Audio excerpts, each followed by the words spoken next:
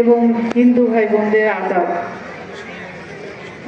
আমি প্রথমেই আল্লাহর কাছে শুকরিয়া আদায় করছি। আপনারা জানেন আপনাদের এই নেতা আসাদুল হক তুলু উনি কয়েকদিন অসুস্থ ছিলেন। আল্লাহর অশেষ মেহেরবানিতে উনি এখন সুস্থ হয়েছেন এবং নিচে আপনাদের সবার দোয়া ছিল, এই জন্যই উনি সুস্থ হয়ে আজকে আপনাদের এই প্রোগ্রামে আসতে পেরেছেন।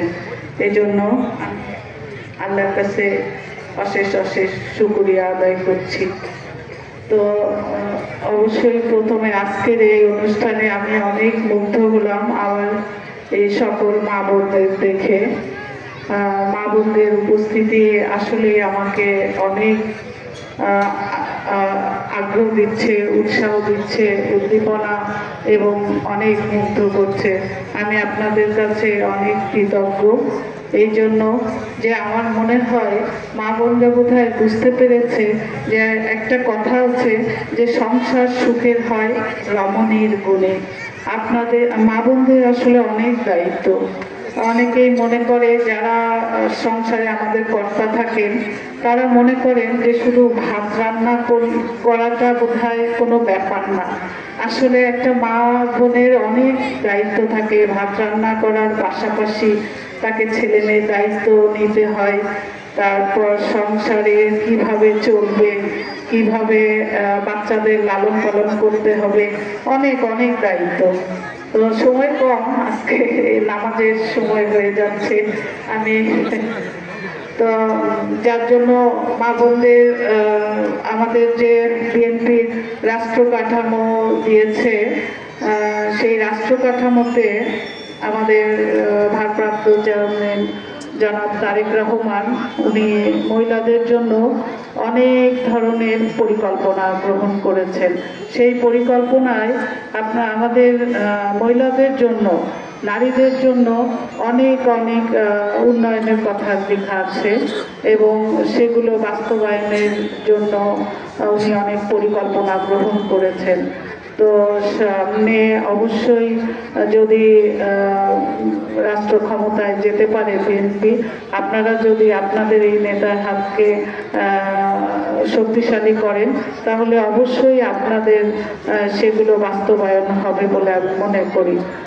আর এখানে যারা উপস্থিত আছেন এটা তো আসলে ব্যবসা প্রতিষ্ঠান এলাকা, তো আমার ব্যবসায়িক ভাই বাবা ভাইরা যারাই হোক এখানে আছেন তাদেরকে আসলে আমি বলবো ব্যবসা করতে গেলেও কিন্তু অনেক বুদ্ধি লাগে, বিবেচনা লাগে। তো আমার মনে হয় আপনাদের উপস্থিতি প্রমাণ করছে যে আপনারা অনেক বুদ্ধিমান। এই জন্য যে আপনারা বুঝতে পেরেছেন যে আসলে আমরা এই নেতা আসাদুল হাবিব তুলুর উপরে ভরসা করতে পারি।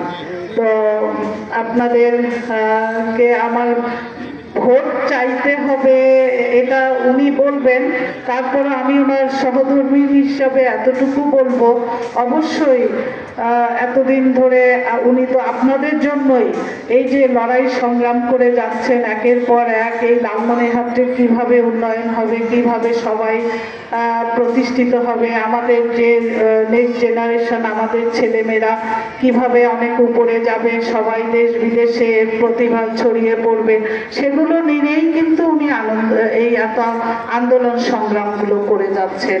এই তিস্তা বাঁচাও বলেন, আপনার এই আমাদের বুড়িমারি যে রোডটা, এটা নিয়েই উনি একটা পরিকল্পনা করে যাচ্ছেন, সব কিছু মিলেই।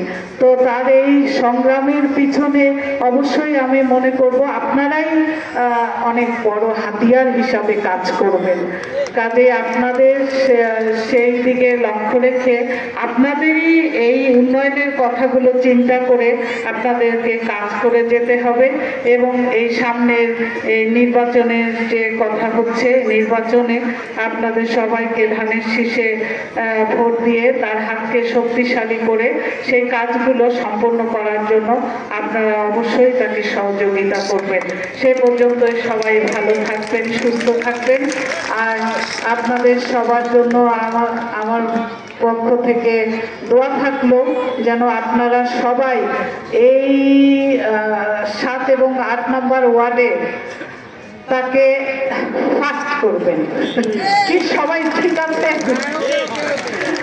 আমরা আপনার জন্য দোয়া করি, আপনারা আমাদের জন্য দোয়া করবেন, বিশেষ করে আপনার ভাইয়ের জন্য দোয়া করবেন। সেই পর্যন্ত সবাই সুস্থ থাকবেন। আল্লাহ হাফেজ।